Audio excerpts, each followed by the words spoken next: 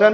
আমি মোহাম্মদ নাইমুর রহমান নাইম, প্রতিষ্ঠাতা পরিচালক প্লান্টারাম আইসিটি। আজকে আমরা এইচএসসি আইসিটির প্রোগ্রামিং ভাষার ময়মনসিংহ বোর্ডের বোর্ড প্রশ্নগুলা সমাধান করে দেখাবো।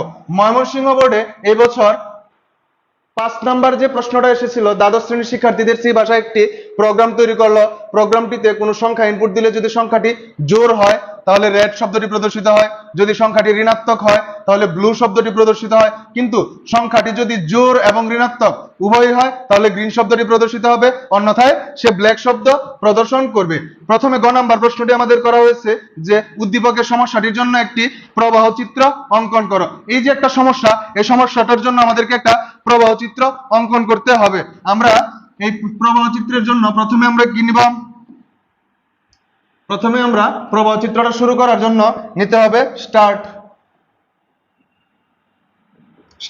স্টার্ট করার পর আমরা এখানে ইনপুট, যে কোনো একটা ইনপুট অবশ্যই নিতে হবে।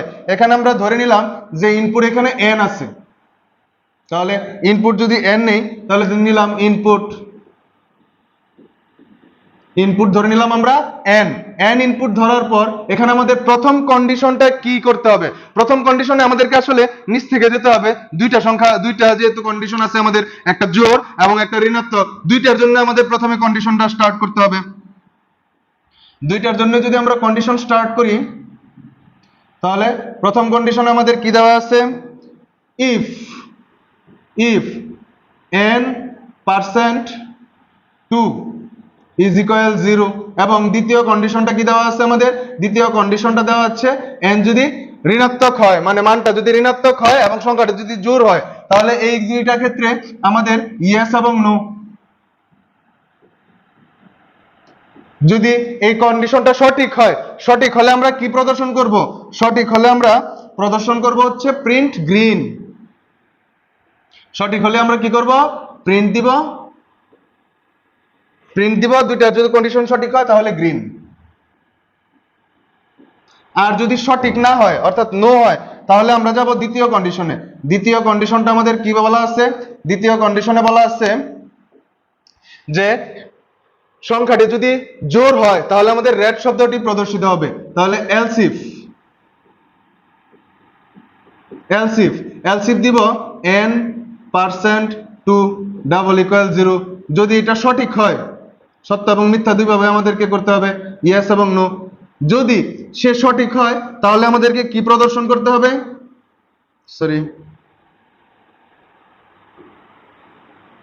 যদি সঠিক হয় তাহলে আমাদেরকে প্রদর্শন করতে হবে প্রিন্ট। কি প্রদর্শন করবে? প্রিন্ট করবে হচ্ছে রেড। আর যদি সে মিথ্যা হয় তাহলে আমাদের আবার অন্য আরেকটি কন্ডিশনে যেতে হবে। যদি কন্ডিশনটি আরেকটি কন্ডিশন, আচ্ছা, যদি এই কন্ডিশনও না হয় তাহলে অটোমেটিক্যালি আমাদের আরেকটা কন্ডিশনই আছে, সেটা হচ্ছে n যদি 0 থেকে ছোট হয় অর্থাৎ ঋণাত্মক হয় তাহলে আমাদের আবার ইয়েস এবং নো দুইভাবেই প্রকাশ করতে হবে। যদি ইয়েস হলে আমাদের কি? ইয়েস হলে আমরা দিব হচ্ছে প্রিন্ট ব্লু।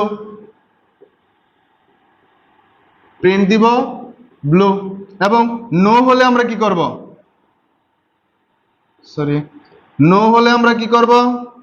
নো হলে আমরা দিব হচ্ছে প্রিন্ট কি নিব? যদি এই কন্ডিশনও সঠিক না হয় এবং এই কন্ডিশনও সঠিক না হয়, সমস্ত কিছু যদি সবগুলোই সঠিক না হয় তাহলে অন্যথায় আমরা প্রিন্ট করব হচ্ছে ব্ল্যাক। এখন এই যে আমাদের মোট প্রিন্ট কয়টা বের হয়েছে? প্রিন্ট বের হয়েছে মোট 4টা। এই 4টা প্রিন্টকে আমরা একত্র করে আমরা এটা ক্লোজ করে দিব।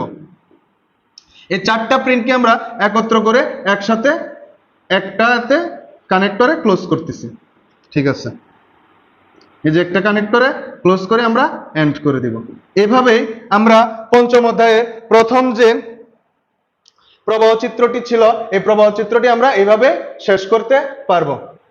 পরবর্তীতে যে আমাদের সমস্যাটির কথা বলা হয়েছে, এই সমস্যাটি সমাধানের জন্য একটি সি ভাষায় প্রোগ্রাম লেখার জন্য বলা হয়েছে। তাহলে ঘ নাম্বার আনসারটি আমাদের কি করতে হবে? ঘ নাম্বার আনসারে আমাদেরকে সি ভাষায় এই সমাধানটি সমাধান করতে হবে। আচ্ছা, সি ভাষায় সমাধান করার জন্য আমাদের প্রথম পদক্ষেপ কি? আমাদের হেডার ফাইলগুলো ইনক্লুড করতে হবে। হ্যাশট্যাগ ইনক্লুড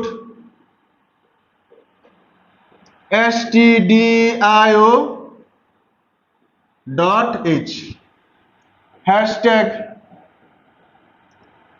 include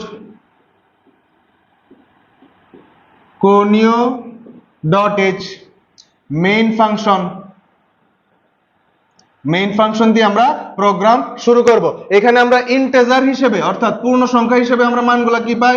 ইন্টিজারে আমরা একটা মানই পাই, সেটা হচ্ছে n। ইন্টিজারে আমরা পাই n। ইন্টিজার দেওয়ার পর যেহেতু আমাদের ইনপুট আছে, ইনপুট থাকলে আমাদেরকে অবশ্যই স্ক্যানএফ দিতে হবে, স্ক্যানএফ ফাংশনটি ইউজ করতে হবে। স্ক্যানএফ ফাংশনে আমাদের ইনপুট কয়টি? একটি ইনপুটের জন্য %d, ইনভার্টেড কমা এন্ড চিহ্ন দিয়ে n। এখন আমরা যেহেতু এটা কন্ডিশনাল একটি সি প্রোগ্রাম, সেহেতু আমাদেরকে প্রথমে দিতে হবে if n%2 = 0 and n is less than 0 হয়। যদি এটা সঠিক হয় তাহলে আমরা কি করব? printf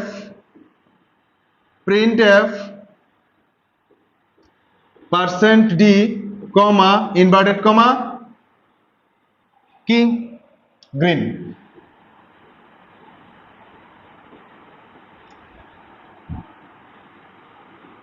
else if পরবর্তী কন্ডিশনে আমাদেরকে যদি n%2 হয় তাহলে আমাদের কি করতে হবে? প্রিন্ট দিতে হবে printf %d, inverted comma red semicolon. তারপরে if যদি দুইটা কন্ডিশনতে কোনোটাই সঠিক না হয় তাহলে আমাদের পরবর্তী condition n is less than 0 হয়, তাহলে প্রিন্ট দিব কি? printf %d, ইনভার্টেড কমা আমাদের হবে ব্লু। যদি তিনটা থেকে একটা কন্ডিশনও সঠিক না হয় তাহলে automatically else printf %d, inverted comma black প্রদর্শিত হবে। শেষে আমাদের get ch প্রোগ্রাম ক্লোজ করার জন্য এবং এন্ড। এইভাবে আমরা ঘ নাম্বার প্রশ্নের আনসারটা করে থাকব। আচ্ছা, পরবর্তী প্রশ্নটি আমাদের কি দেওয়া আছে? পরবর্তী প্রশ্নটি প্রশ্ন নাম্বার 7 আমাদের দেওয়া আছে দৃশ্যকল্প 1 এ একটি সি প্রোগ্রামিং এর কোডিং দেওয়া আছে। বলা আছে ঘ নাম্বার প্রশ্নে দৃশ্যকল্প 1 এ p এর মান 5 এবং q এর মান 6 হলে প্রোগ্রামটির ফলাফল ব্যাখ্যা করো। আচ্ছা, এখানে আমাদের প্রথমে প্রোগ্রামটি কি আছে দেওয়া আছে? প্রোগ্রামটি দেওয়া আছে hashtag include stdio.h, main function ইন্টিজারে কি দেওয়া? ইন্টিজার p, q এবং t দেওয়া আছে। তারপরে scanf। প্রথমে আমরা সম্পূর্ণ ফাংশনটি লেখার চেষ্টা করব। সম্পূর্ণ ফাংশনটি লেখার কারণ হচ্ছে এই প্রশ্নটা হচ্ছে অনেক ছোট, মানে খুবই স্বল্প পরিসরে শেষ হয়ে যাবে, এজন্য ফাংশনটি লিখলে একটু বড় মনে হবে।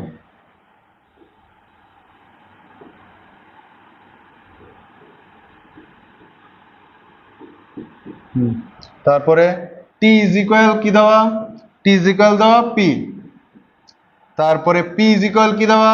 p is equal দেওয়া হচ্ছে q। q is equal কি দেওয়া? q is equal দেওয়া হচ্ছে t। এবং printf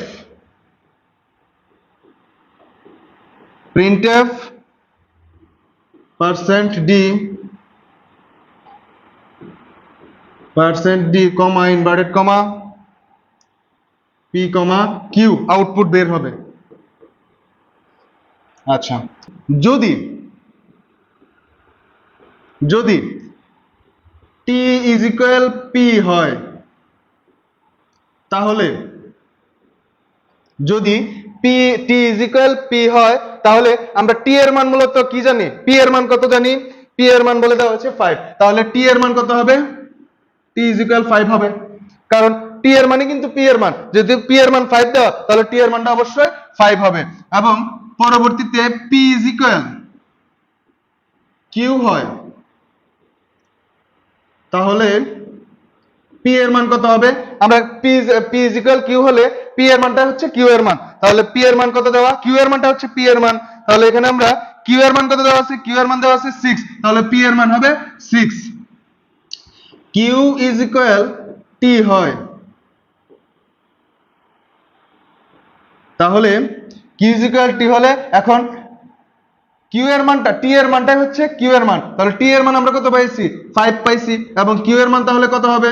q এর মান হবে এখন 5, তাহলে p এর মান কত পেলাম? 6। এখানে p এর মান পেলাম আমরা, p এবং q এর মান কত পাবো? 6,5। এটাই মূলত হচ্ছে আনসার। এইটুকু আনসারের জন্য আমাদের সমস্ত কোডিংটা লিখতে হবে। কোডিংটা লেখার পরে একটুকু লেখা দিলে সমস্ত আনসার হয়ে যাইতেছে। আমাদের মূলত এই জিনিসটাই চাইছে পঞ্চম অধ্যায় সি প্রোগ্রামিং প্রশ্নটার মধ্যে। আচ্ছা, পরবর্তী প্রশ্নটা আমাদের কি এসেছিল? দৃশ্যকল্প 2 এ আমাদেরকে একটা লুপ টাইপ সি প্রোগ্রাম দেওয়া ছিল, এবং ঘ নম্বর প্রশ্নটাতে বলছিল দৃশ্যকল্প 2 এর প্রবাহ চিত্রটির জন্য সি ভাষায় একটি প্রোগ্রাম লিখো। আচ্ছা, এখানে আমরা যদি প্রোগ্রামটা লিখতে যাই, প্রথমে আমাদেরকে কি শুরু করতে হবে? #include stdio.h #include conio.h main function দেওয়ার পরে আমরা প্রোগ্রাম শুরু করব। এখানে ইন্টিজার হিসেবে কি দেওয়া আছে? ইন্টিজার হিসেবে দেওয়া আছে s এর মান, তারপরে i এর মান এবং n এর মান। ইনপুট আছে, যে ইনপুট দেওয়ার জন্য আমাদেরকে লিখতে হবে scanf %d comma inverted comma and চিহ্ন দিয়ে n আমাদের ইনপুট, n আমাদের এখানে ইনপুট হিসেবে কাজ করতেছে। scanf লেখার পরে আমাদেরকে লুপটা প্রকাশ করতে হবে। আমরা ফর লুপে দিলাম, এটা ফর লুপে দিলে প্রথমে আমাদের মান নিতে হবে ইনিশিয়ালাইজেশন। এখানে ইনিশিয়ালাইজেশন মানে i এর মান হচ্ছে i is equal to semicolon. ইনিশিয়ালাইজেশনের পরে রাখতে হবে আমাদেরকে কন্ডিশন। কন্ডিশনটা এখানে কি আছে? i is less than or equal n, এবং তারপরে লিখতে হবে আমাদেরকে ইনক্রিমেন্ট। এখানে ইনক্রিমেন্ট কত দেওয়া? ইনক্রিমেন্ট কিভাবে বৃদ্ধি পাইতেছে? i is equal i plus 2 আকারে আমাদের ইনক্রিমেন্ট বৃদ্ধি পাচ্ছে। এবং পরবর্তী আমাদের যে এটা ইনক্লুড করতে হবে, এটা হচ্ছে আমাদের সূত্রটা কি দেওয়া আছে? s is equal সমষ্টি সূত্রটা s plus i star i আকারে দেওয়া আছে, সেমিকোলন। লুপে কোনো সেমিকোলন বসবে না, কিন্তু আমাদের যে সমষ্টি সূত্রটা, এই সমষ্টি সূত্রের পরে অবশ্যই সেমিকোলন বসবে। যেহেতু আমরা সমষ্টি পেয়ে গেছি, এখন আমরা দিব হচ্ছে printf %d কমা ইনভার্টেড কমা s semicolon get ch end।